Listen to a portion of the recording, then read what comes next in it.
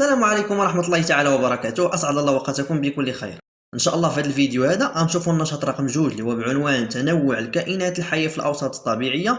En français, l'activité de ce titre diversité des êtres vivants dans les milieux naturels. بقاو معايا ما تمشيوش بعيد، فاصل قصير ونواصل.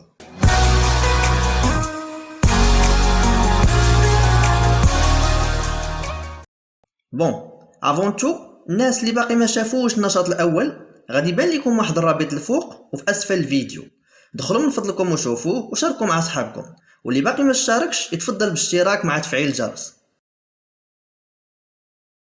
Le milieu naturel assure par sa composante physique la vie d'innombrables êtres vivants.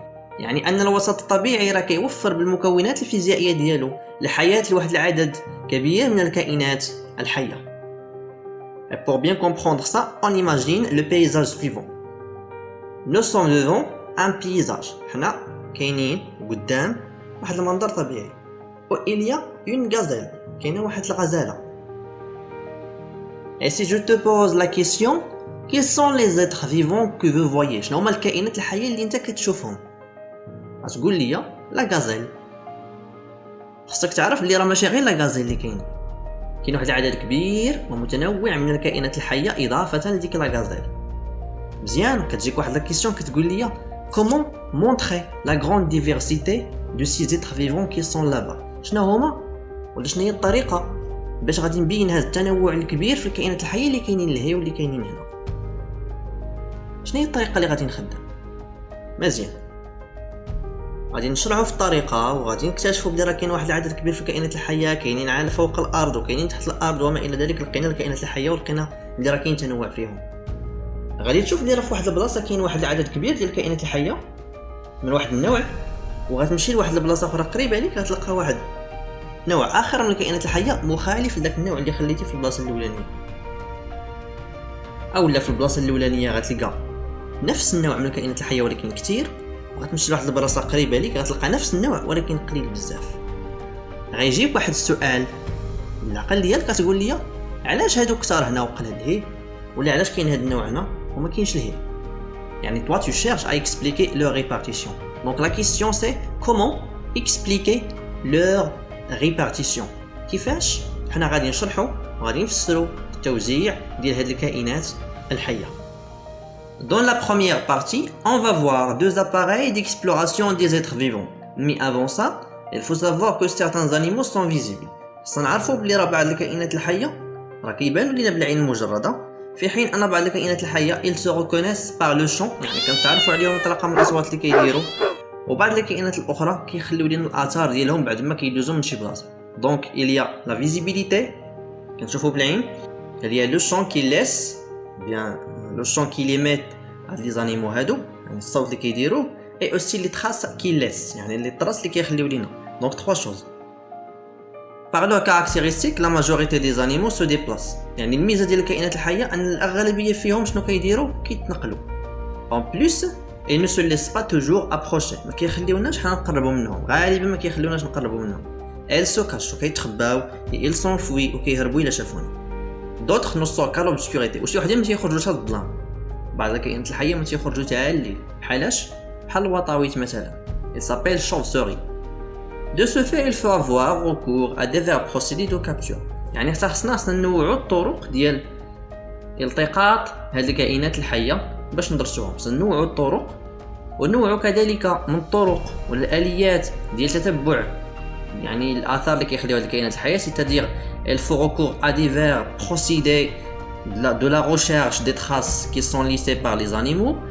كذلك on doit utiliser des appareils d'observation et d'enregistrement. كيخصنا نخدموا مجموعه ديال الاجهزه ديال التسجيل والمشاهده.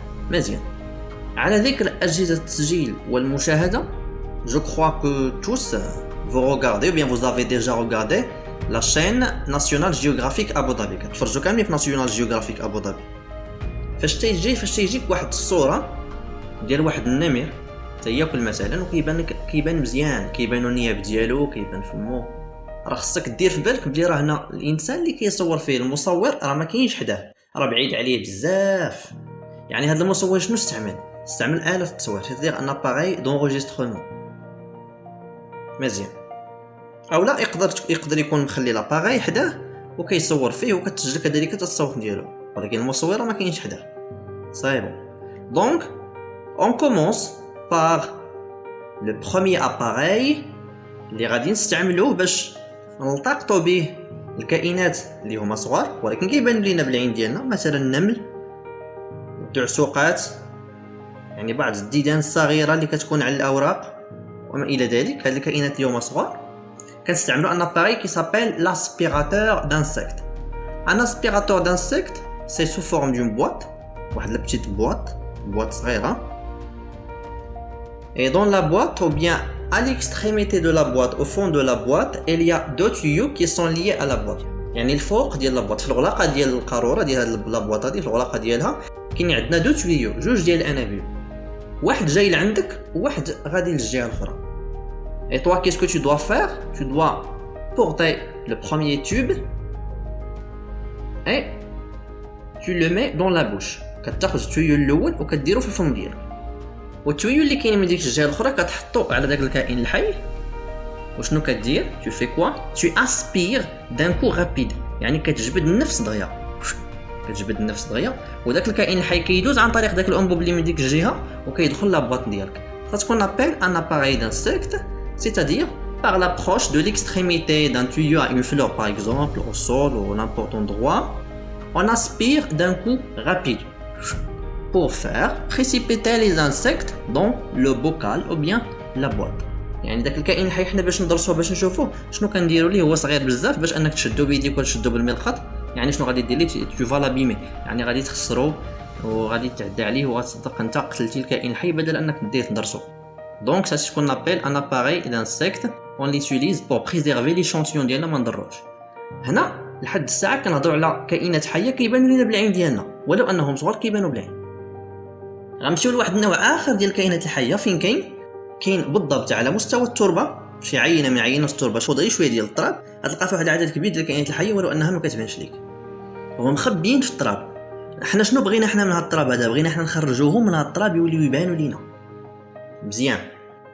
باش انك تخرجهم من التراب واخا دير لا لوب ما يبانش لك مزيان، حيت مازالين ils sont mélangés avec les mus et la poussière، يعني مازال التراب مغطيهم ما غاديش يبانوا لك مزيان. Donc ce qui est fait, on doit utiliser un autre appareil. نخدموا واحد l'appareil اخر كيتسمى appareil de Berlioz، جهاز بيرليز. مزيان.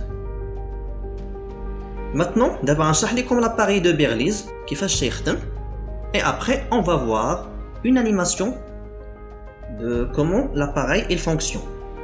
La première des choses, on a une source lumineuse, on a un entonnoir, un tamis et l'échantillon du sol et l'alcool et un cristallisoire et la potence. مزيان. عندنا واحد لا بوتونس اللي هو واحد الحامي ملي معاه واحد لا لامب، يعني مربوطه معاها هذا الحامل هذا مربوط معاه مصباح، وتحت المصباح كاين العينه ديال التربه الموضوعه مباشره على الشباك، والشباك كذلك متصل بالقمع، والقمع كذلك حافة القمع السفلية متصلة بالإناء الذي يتوفر على الكحول. Et à ce moment on fait quoi? Donc l'alcool à 70 degrés. L'alcool بدرجة 70 درجة، التركيز ديالو 70، يعني 30% الأخرى عبارة عن ماء. 70% من هذا السائل هي محلول صافي، محلول كحولي صافي، و30% هي الماء. هذا الشيء اللي كنقصدو ب 70%. Donc et on fait quoi? Et on allume la source lumineuse. كنشعلو داك الضوء. Voilà. Donc l'éclairement et la chaleur par la lampe provoquent la fuite de la microphone. غنشوفوا لا ميكروفون غادي نشرحوها. شنو كنديروا حنا؟ كنشعلوا لا لامب ديالنا، ولا لامب فاش كنشعلوها كدير شويه ديال الحراره والضوء في نفس الوقت. هذاك الضوء والحراره كتكون مسلطه مباشره على التربه اللي عندنا، العينه ديال التربه اللي خدينا اللي كاينه تحت المصباح مباشره تتعرض للحراره والاشعه ديال الضوء. الكائنات الحيه اللي كاينين في التربه ما كيحملوش ديك الحراره وما مزيانش ليهم الضوء. شنو كيديروا؟ كيهبطوا من الاعماق، كيهبطوا من الفوق، كيهبطوا من لاكوش، كيهبطوا من الطبقه العليا ديال هذه العينه هذه في اتجاه الكحول، يعني كيهبطوا كيهربوا على الضوء. دونك قلنا لا ميكروفون هي جميع الكائنات الحيه من الصنف الحيواني ولكن ذات القد الميكروي. ما معنى القد الميكروي؟ صغيرة بزاف. C'est-à-dire en français, la microphone c'est tout ou bien c'est tout être vivant de nature animale mais de taille microscopique. يعني هو جميع الكائنات الحية من الصنف الحيواني ولكن كما قلنا القد ديالهم ميكروسكوبي. هنا فاش قلنا ميكروسكوبي يعني باش حنا نشوفوهم وباش ندرسوهم خاصنا واحد لا لوب اللي هي مجهدة او لا ان ميكروسكوب اللي هو كتشوفوه عند الاساتذه ديالكم في المختبر. فوالا دونك انا دي بروفوك لا فويت كيخلي ان هاد الكائنات الحيه يهربوا. بروفوك لا فويت دو لا ميكروفون du sol et finit par tomber dans le bocal qui contient de l'alcool à 70 degrés. Donc il suffit d'utiliser la loupe كما قلنا et le microscope pour observer la microphone. مزيان. دابا غادي نشوفوا l'animation. En regardant l'animation.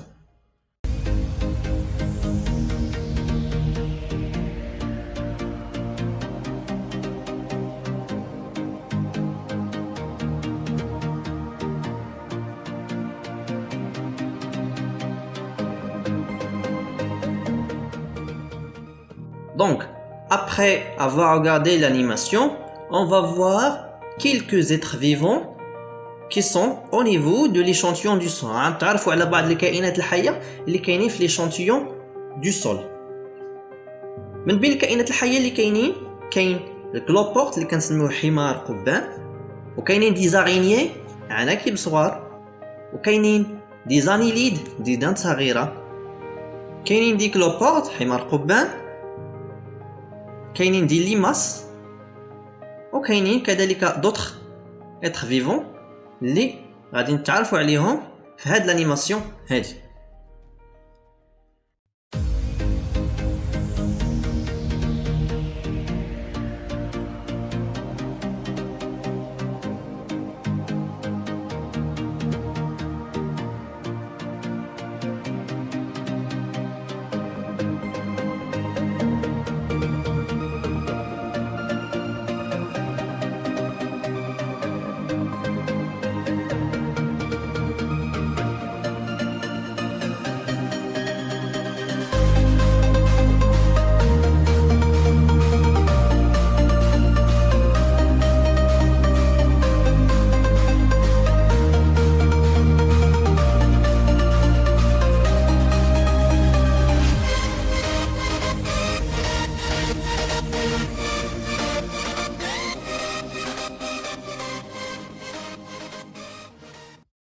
Après avoir fini ces exemples, je vous invite à savoir le terme la faune.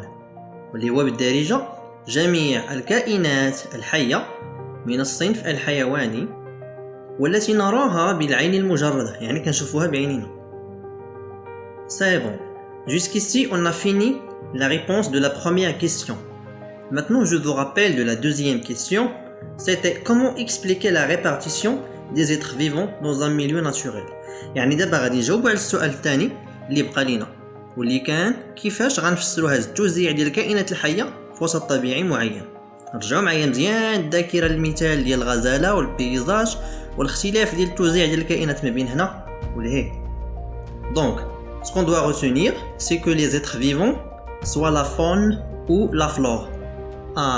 حبس واحد لو تيرم جديد سمعناه اللي هو لا فلور. La flore, شكون تعرفوا بلي راه لا فلور c'est tous les êtres vivants du type végétal.